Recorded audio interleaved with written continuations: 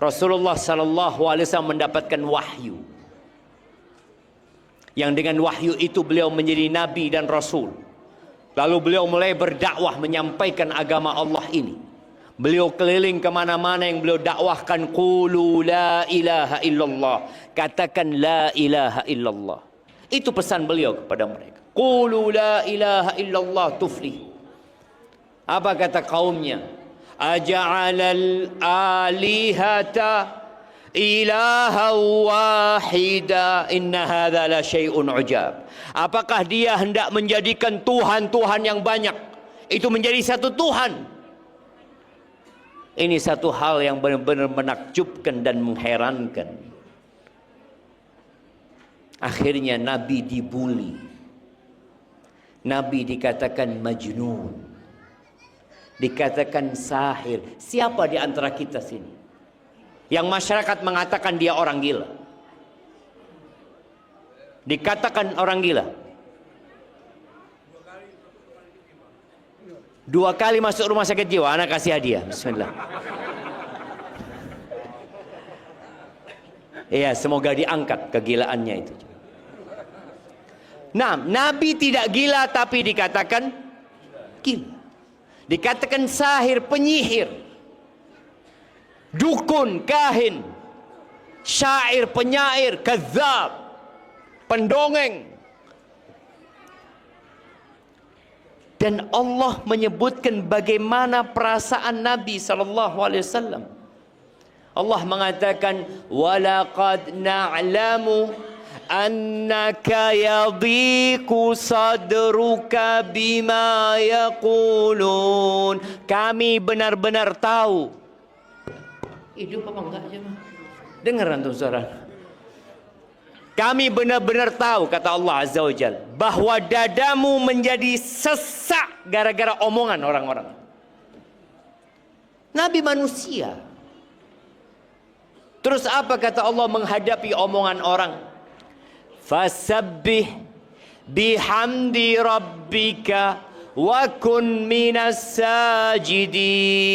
Bertasbihlah engkau, memuji Tuhanmu, memuji Allah Azza wa Jal, dan jadilah orang yang selalu sujud, bergabung dengan orang-orang yang selalu sujud. Dan di sini tatkala kena musibah, kita larinya kemana? Rasul sallallahu alaihi wasallam idza hazabahu amrun fazi'a ila shalah. Kalau punya masalah, punya musibah, disinilah hikmah dari musibah. Ternyata musibah itu membuat kita jadi kembali kepada Allah. Wasta'inu bis-sabri was-shalah. Minta tolonglah menghadapi musibah itu dengan sabar dan salat. Nabi salat. Minta sama Allah Azza wa Jalla, wa'bud rabbaka hatta ya'tiyakal yaqin. Beribadalah, menyembah Tuhanmu sampai mati. Nabi ditinggal mati oleh putra-putrinya. Ditinggal mati oleh istrinya, ditinggal mati oleh pamannya. Diusir dari kota Mekah, hijrah ke kota Madinah. Sebelum ke Madinah, beliau ke Taif dilemparin batu Nabi sallallahu alaihi wasallam. Berdakwah dilemparin batu sampai berdarah-darah Nabi sallallahu alaihi wasallam. Hijrah sampai kota Madinah. Seringkali beliau nggak makan. Kalau bapak-bapak, ibu-ibu ada yang tidak makan karena musibah yang menimpa, tapi ingat bertahun-tahun selalu makan. Nabi alaihi salatu wassalam sering datang ke rumah istri-istrinya, tanya, ada yang bisa dimakan? Kata mereka, illal ma, yang ada cuma air. Cuma air. Apa solusinya? Ketika di rumah hanya ada air, Nabi alaihi salatu wassalam mengatakan, idzan ana shaim. Kalau gitu hari ini aku puasa. Ada apa harus ribut? Siapa bapak-bapak di sini kalau pulang ke rumahnya nggak ada makanan ngomong sama istrinya, aku puasa? Angkat tangan. Nah, bapak-bapak. Oke, mungkin bapak-bapak malu ya, nggak mau riak.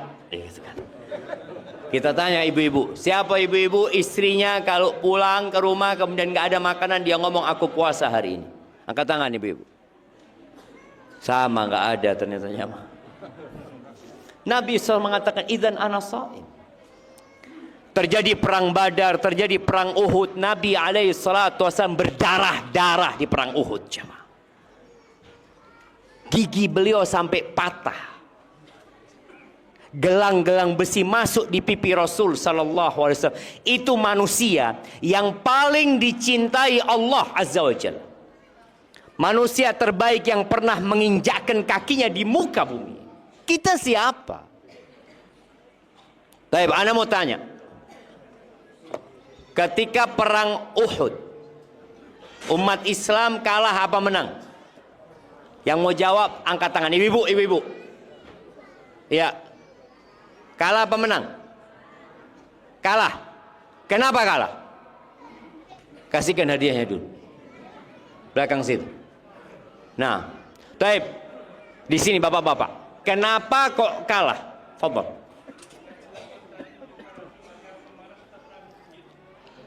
Karena tidak taat. Barakallahu fikum. Sini. Kenapa kok tidak taat?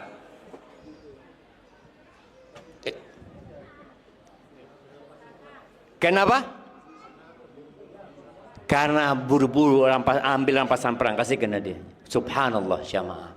Ternyata penyebabnya adalah cinta dunia. Mereka kalah gara-gara perbuatan siapa? Segelintir orang. Pernah salah satu istri Nabi bertanya kepada Nabi alaihi salatu wasallam, "Ya Rasulullah, anahliku wa fina salihun." Apakah mungkin kita binasa padahal di tengah-tengah kita ada orang-orang soleh? Qala na'am. Iya. Idza kathural khabath. Kalau kekejian, kemungkaran, perbuatan nista merajalela, Allah kasih. Ada Nabi Muhammad SAW, Allah berikan kekalahan. Sampai sahabat bertanya pada waktu itu, "Anna lana hadza?" Kok bisa kita kalah? Bukankah kita umat Islam? Kita berada di atas kebenaran. Apa kata Allah? "Qul huwa min 'indi anfusikum." Itu gara-gara kalian sendiri. Kembali kepada cerita Nabi SAW terluka di perang Uhud. Kemudian ada perang Ahzab nanti. Bagaimana umat Islam pada saat itu sampai ketinggalan sholat asar menghadapi musuh. Supaya kita tahu kondisinya sangat genting. Di beberapa kejadian ketika penggalian parit atau tatkala pasukan musuh datang, itu pernah Nabi alaihi salatu wasallam dan para sahabat jamak sholat zuhur, asar, maghrib, isya di waktu isya. Kondisinya sangat menakutkan. Dan tatkala pasukan musuh datang menyerang kota Madinah, apa kata para sahabat Nabi? Mereka mengatakan, qalu hadza ma wa'adana Allah wa rasuluh wa sadaqallahu wa rasuluh wa ma zadahum illa imanan wa tathbita. Ketika melihat musibah itu datang, 10.000 pasukan mau menghancurkan kota Madinah, yang jumlah seluruh laki-laki, seluruh wanita dan anak-anak kalau dikumpulkan semua tidak melebihi jumlah pasukan musuh. Tapi para sahabat yakin, hadza ma wa'adanallahu wa rasuluh. Ini yang janjikan oleh Allah dan Rasul. Janji apa, jemaah? Ternyata Allah berjanji. Di surat Al-Baqarah ayat 214 Allah mengatakan, am hasibtum an tadkhulul jannah. Apakah kalian mengira kalian bisa masuk surga? Surga yang luasnya seluas langit dan bumi. Yang di situ tidak ada toilet, di situ tidak ada rumah sakit, yang ada semua kesenangan di situ. Kalian ngira kalian bisa masuk surga? Bayangkan ya. Ini turun dan dibacakan kepada sahabat-sahabat Nabi Muhammad alaihi salatu wasallam yang sudah 13 tahun hidup menderita di kota Mekah. Sampai kota Madinah tetap menderita. Lalu Allah katakan kalian mengira kalian bisa masuk surga. Walamma ya'tikum mathalul ladzina khalau min qablikum massathumul ba'sa wad-dharra wa zulzilu hatta yaqula ar-rasulu wal ladzina amanu ma'ahu mata nasrullah ala inna nasrallahi qarib. Kalian mengira kalian bisa masuk surga, padahal kalian belum ditimpa seperti apa yang menimpa orang-orang sebelum kalian. Mereka ditimpa kelaparan, mereka ditimpa bencana, diguncangkan keimanan mereka. Sampai Rasul ya, dan orang-orang beriman bersama Rasul mengatakan, mata nasrullah, kapan pertolongan Allah turun? Kapan? Bukan mereka tidak percaya.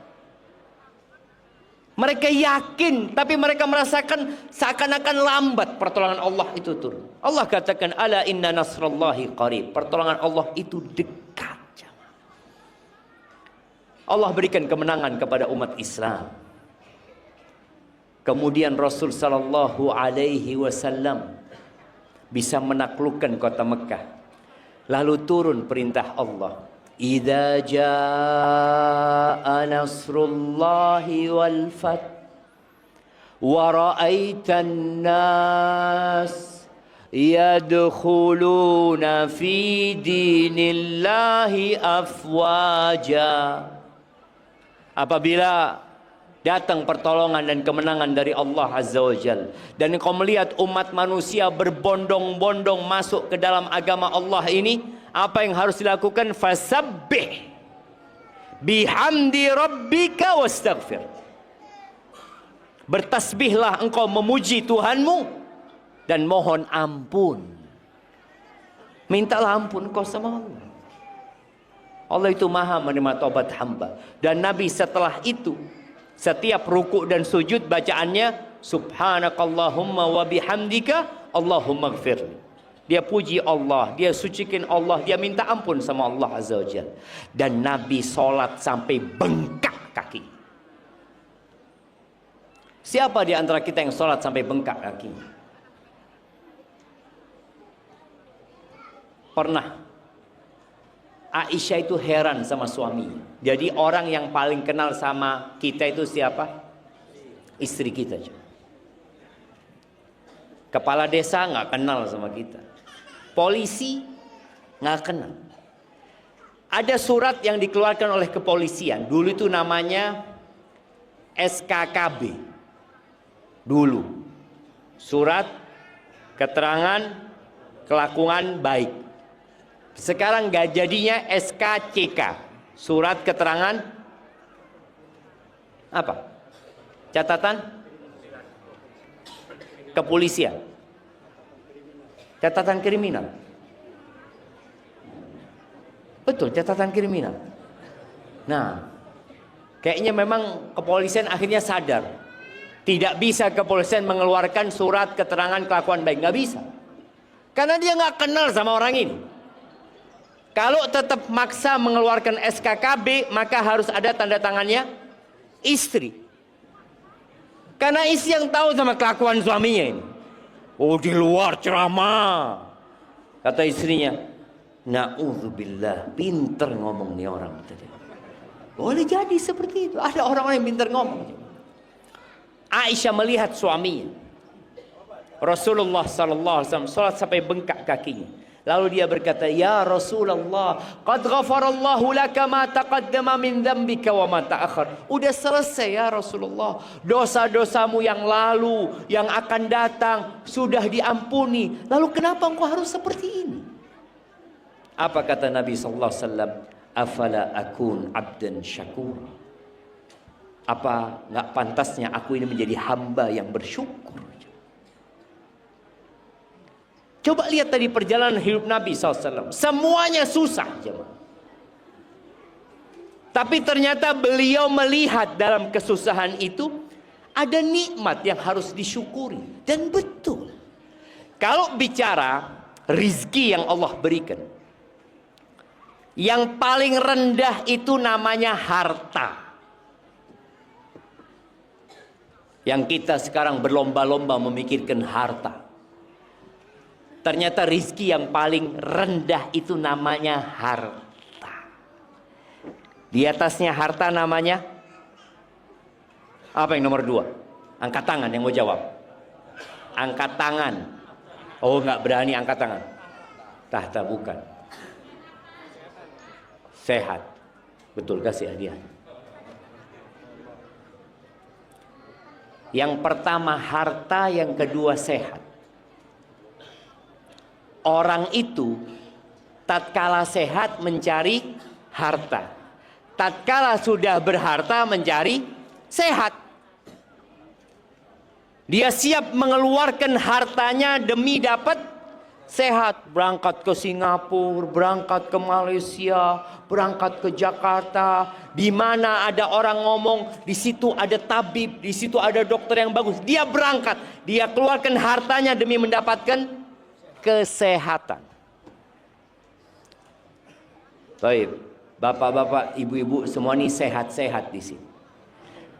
Baik, kalau dikasih harta 1 miliar, terlalu sedikit 1 miliar. 1 triliun. Siapa yang mau duit 1 triliun? Anda nggak pernah ngelihat duit 1 triliun ya, Pak. Kalau 1 M pernah ngelihat. Kayaknya 1 triliun itu kalau dikumpulkan di masjid ini belum penuh. Separuh aja. Oh, ini yang pernah lihat berarti ini. Yang dikasih uang 1 triliun, mau nggak? Tapi kena stroke. 1 triliun stroke. Orang milih mana? Milih sehat, nggak kena stroke. Tapi sehat dan 1 triliun, Ustaz. Tadi kita kurang bersyukur ya, Ma. Wallahi sehat itu lebih berharga. Tapi di atasnya sehat.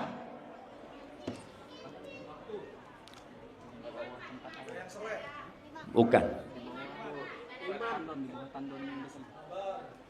Bukan. Aman.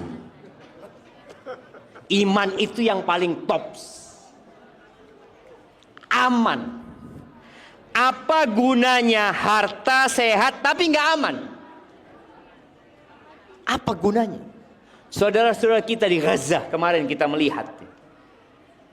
Mereka tidak bisa makan enak. Walaupun datang yang namanya makanan. Dia dengar suara bom. Dia ngelihat rumah itu hancur. Atau disinilah bapak-bapak ibu-ibu. Ketika air itu sampai ke dengkul. Badan sehat. Uang banyak. Apa gunanya? Akhirnya mau ngungsi ke atas lemari. Dari atas lemari ke atas atap masjid. Loteng, seperti itu. Antum lihat tuh, ketika kita punya sehat, punya harta, tapi negeri tidak aman, nggak ada gunanya. Para ulama mencontohkan ya, bagaimana nikmat aman itu lebih berharga daripada harta dan kesehatan. Ada seekor kambing. Oh, tadi yang bisa jawab sana. Nah, kasihkan hadiahnya. Ana izin minum dulu jemaah.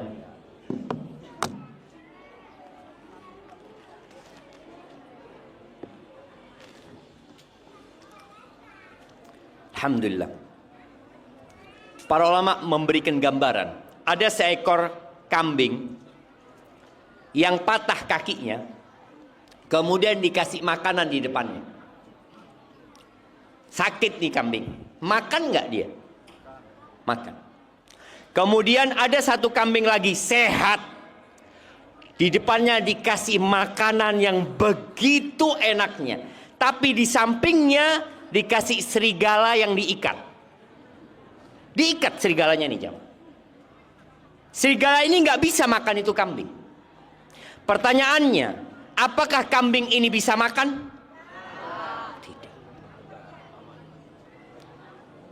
Dia melihat itu serigala sampai mati kelaparan, di depannya ada makanan. Nggak mampu dia makan. Maka syukuri nikmat aman yang ada di negeri kita. Dan yang paling agung adalah nikmat iman. Kalau sudah punya iman dalam semua kondisi, orang itu akan bahagia. Bahagia itu bukan dengan banyaknya harta. Bahagia itu dengan bersyukur ketika mendapatkan nikmat, bersabar ketika mendapatkan musibah, dan beristighfar tatkala berbuat dosa. Bagaimana sekarang kondisi yang ada membuat kita bersyukur? Ana ingin mengajak warga, apa nama daerahnya ini? Masjid Tamiang. Oh, Masjid Istiqomah Kampung Landu, Kampung Landu. Soalnya saya baru saja datang dari Bendahara, tempatnya uang di sana itu, Kecamatan Bendahara gitu kan. Kemudian sampai ke tempat ini, Anda ingin mengajak semua yang ada di sini untuk mensyukuri musibah. Kalau bersabar sudah lewat. Sabar itu kata Nabi alaihi salatu wasallam, innamas sabru 'inda sadmatil ula. Sabar itu adalah tatkala hempasan pertama. Ketika seorang dapat berita istrimu meninggal dunia. Bapak-bapak kalau dengar istrinya meninggal dunia, apa yang dikatakan? Kalau istrinya tidak soleha. Kalau istrinya tidak soleha, apa yang dikatakan? Oh, ibu-ibu ngomong alhamdulillah langsung jamaah. Ibu-ibu tahu gitu kan. Karena dari dulu anak tunggu matinya Ustaz, cuma nggak mati-mati Ustaz. Dan ada pula istri yang ketika suaminya meninggal dunia, dia tidak mengatakan innalillah. Dia mengatakan alhamdulillah. Ana bertemu dengan seorang wanita, dia cerita, kita nih lagi takziah ke rumah seorang wanita, suaminya baru meninggal dunia. Lalu dikatakan sabar ya, ini itu. Lulu kata dia, kenapa? Kata dia, aku nggak berduka, alhamdulillah dia mati. Dia ngerepotin aku selama hidup ini.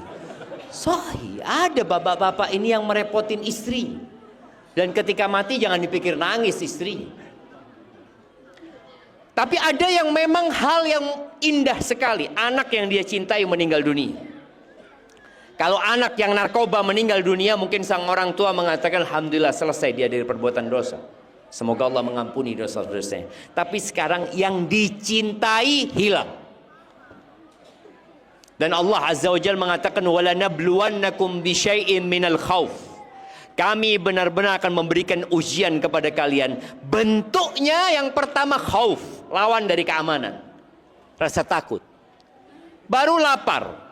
Wa naqsin minal amwali wal anfusi wath thamarat. Kekurangan harta, kekurangan buah-buahan, kekurangan orang-orang yang dia cintai. Wa basyiris sabirin. Berikan kabar gembira kepada orang-orang yang bersabar. Alladzina idza asabathum musibah qalu inna lillahi wa inna ilaihi raji'un. Para ulama menyebutkan ada 4 tingkatan menghadapi musibah. Insyaallah sudah sering pengajian. Ana cuma mau menyegarkan kembali ingatan antum di sini. 4 tingkatan menghadapi musibah.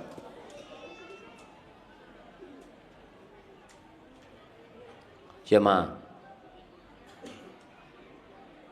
mana yang mau jawab? Nggak apa-apa, salah nggak apa-apa jemaah.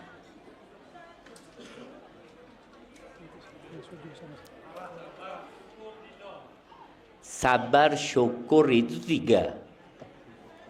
Nah, ayo ibu. Al-jaza' ahsanti. As-sabr.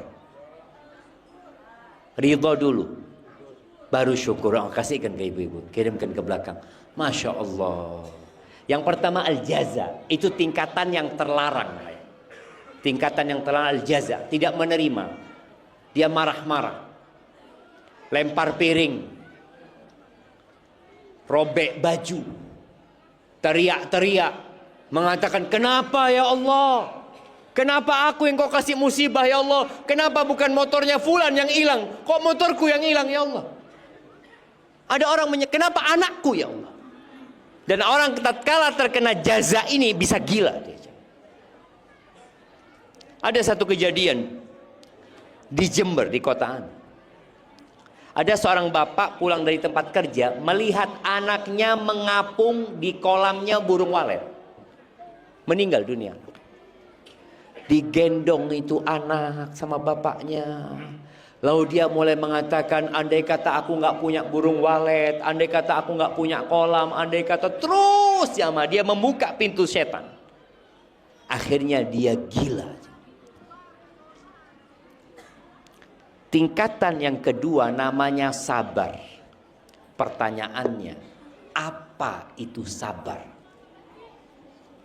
Ya, Ibu. Ikhlas menghadapi cobaan. Belum sih, tapi nggak apa-apa kasih hadiah. Menerima takdir belum sebenarnya, nggak apa-apa kasih hadiah tapi.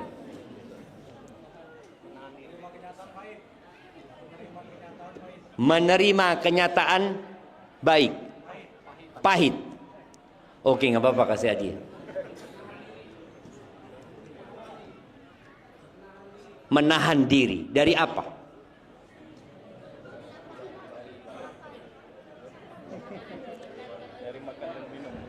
Menahan diri dari makan dan minum puasa itu.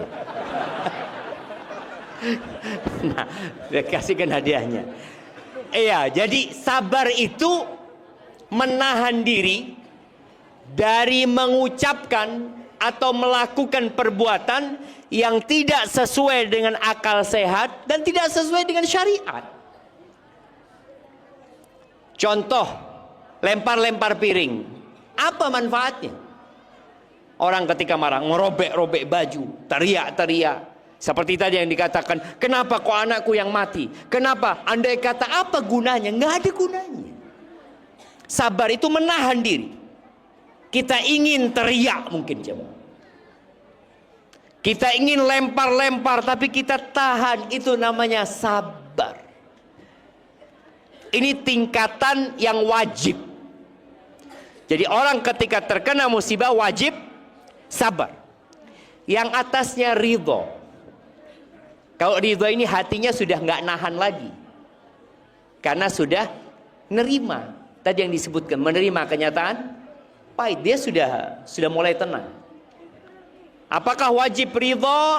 Ada dua pendapat para ulama. Sebagian mewajibkan ridho. Yang terakhir namanya syukur. Bagaimana kok bisa orang kena musibah bersyukur? Agar kita bersyukur jemaah. Ketika menghadapi musibah, yang pertama meyakini bahwa musibah itu bisa lebih berat daripada yang sudah menimpa. Contoh, orang tabrakan kehilangan kakinya satu harus diamputasi.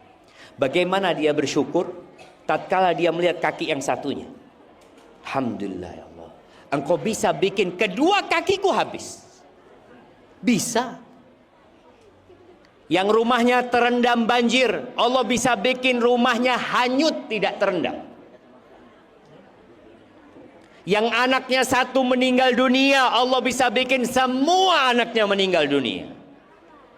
Jadi bayangkan, kekuasaan Allah itu tiada batasnya.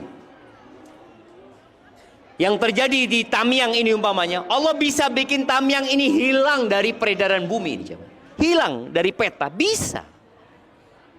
Allah kirimkan banjir, Allah bikin gempa, Allah bikin tanahnya merekah, masuk ke dalam bumi. Kita tahu cerita Qarun. Allah katakan, fakhasafna bihi wa bidarihil ard. Kami benamkan Qarun bersama rumahnya ke dalam bumi. Nggak ada ceritanya Qarun lagi. Makanya sekarang orang kalau menemukan harta yang terpendam, apa katanya? Harta karun. Nggak ada sebenarnya. Tadi yang membuat kita bersyukur tatkala kita tahu Allah bisa membuat musibah ini double. Maka kita katakan alhamdulillah, alhamdulillah Allah cuma satu yang hilang. Yang kedua, ketika melihat kepada pahala yang diberikan, orang itu akan bersyukur. Rasul sallallahu alaihi wasallam menyebutkan, "Idza sabaqat lil abdi manzilatun 'indallah." Apabila Allah sudah menetapkan kedudukan hamba di sisi Allah, di surga yang tinggi umpamanya, ternyata amalannya nggak cukup, maka Allah berikan bala di tubuhnya, di keluarganya, di hartanya, supaya dia sampai ke derajat itu. Yang ketiga yang membuat kita bersyukur, lihat kepada yang lebih parah. Ada yang lebih parah hidupnya. Ada yang lebih sengsara dari engkau. Jangan pernah merasa engkau adalah orang yang paling susah dalam kehidupan ini. Rasul sallallahu alaihi wasallam mengatakan, "Unzuru ila man huwa asfala minkum." Lihat kepada yang di bawah kalian.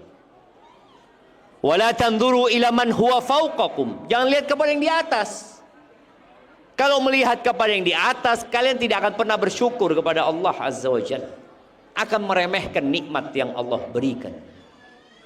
Kemudian ternyata dalam musibah itu ada penghapusan dosa. Dan dalam musibah itu ada banyak pelajaran sehingga kita lebih dekat sama Allah Azza wa Jalla. Jamaah rahimakumullah. Namun itu tidak mudah. Maka dibutuhkan bantuan Allah Azza wa Jalla. Yang harus kita lakukan adalah berdoa. Bacalah doa ketika engkau sedang dalam kondisi tidak mampu menghadapi musibah, khawatir dengan sesuatu. Bacalah hasbunallah wa ni'mal wakil. Cukup Allah. Allah sebaik-baiknya penolong. Ketika Nabi Ibrahim dilemparkan ke api, jadi kaumnya itu setelah membuat tungku api yang besar sekali, mereka tidak bisa mendekat ke sana dan tidak bisa membawa Nabi Ibrahim ke tempat api itu. Lalu apa yang mereka lakukan? Datang iblis mewahyukan kepada mereka untuk membuat manjanik, alat pelontar jemaah. Dibuatlah manjanik. Nabi Ibrahim dilontarkan ke api. Di beberapa riwayat Israiliyat, malaikat Jibril datang dalam kondisi Nabi Ibrahim terbang menuju ke api. Jibril mengatakan, "Ya Ibrahim, alaka ilayya hajah." Ibrahim, engkau punya perlu sama aku. Kata Ibrahim, "Amma ilaika fala." Sama kau, aku enggak punya perlu. Amma ilallahi fana. Sama Allah, aku punya perlu. Maka Nabi Ibrahim mengatakan, hasbunallah wa ni'mal wakil. Cukup Allah. Allah sebaik-baiknya pelindung dan penolong. Allah itu Rabbul Alamin. Allah itu yang punya Tamiang. Allah yang punya Indonesia. Allah yang punya bumi ini. Lillahi mulkus samawati wal ard. Langit itu nurut sama Allah, bumi itu taat dan patuh sama Allah Azza wa Jalla. Allah tidak mengirimkan hujan untuk mematikan api. Allah tidak turunkan salju untuk memadamkan api. Allah tidak kirimkan angin yang membuat api itu juga mati. La. Allah tinggal berkata kepada api itu, ya nar, wahai api, kuni bardan wassalaman ala Ibrahim. Jadilah engkau dingin dan keselamatan buat Nabi Ibrahim. Di sini jemaah, doa. Jangan bergantung kepada mereka yang memberikan bantuan. Jangan bergantung kepada fulan dan fulan. Tapi gantungkan kepada Allah Azza wa Jalla. Usaha dilakukan. Tapi tetap doa dan keyakinan hanya kepada Allah Subhanahu wa ta'ala.